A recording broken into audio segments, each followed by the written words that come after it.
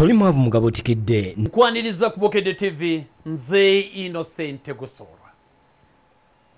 Nziramu kibuuzo nkole ki? Sina Kapito, nasoma naye tewali mulimu n'ebirala. Mbikkaanya nabyo 10 ku 10.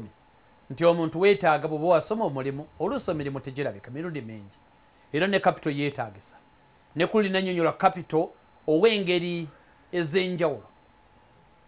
Nannyonnyola ku Kapito nti bwe baba bakuzaala oyo Kapito. Bakadde bo bwe baba bakuyigiriza eddiini Kapito, oyo Kapito awedde emirimu. Bwe baba bakusomesa Kapito.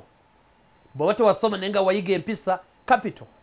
Bw'oba oli mukozi nnyo ng'oyagala okukola oyo Kapito.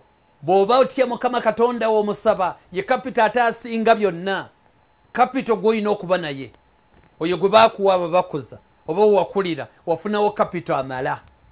Bw'onoomuteeka mu nkola kigenda kwangwira.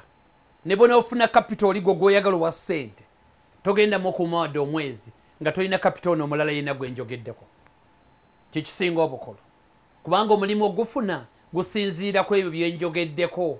Otya Katonda omusaba, omusinza. Ne bw'oba wasomera wanga wasomera ku mwezi naye ng'ekyo tokirina. Toli mwesimbu, toli mwetowaze, oyagala okuwabula oba toyagala kuwabula. Ebyo bye bikulu bisinga na biri by'olowooza byeweekwasa. Bw'onoobitereeza bagenda kunoonya bunoonya, bigenda kwangwira. Era 2018 emikisa gy'ogenda mu maaso gigenda kubeera mingi.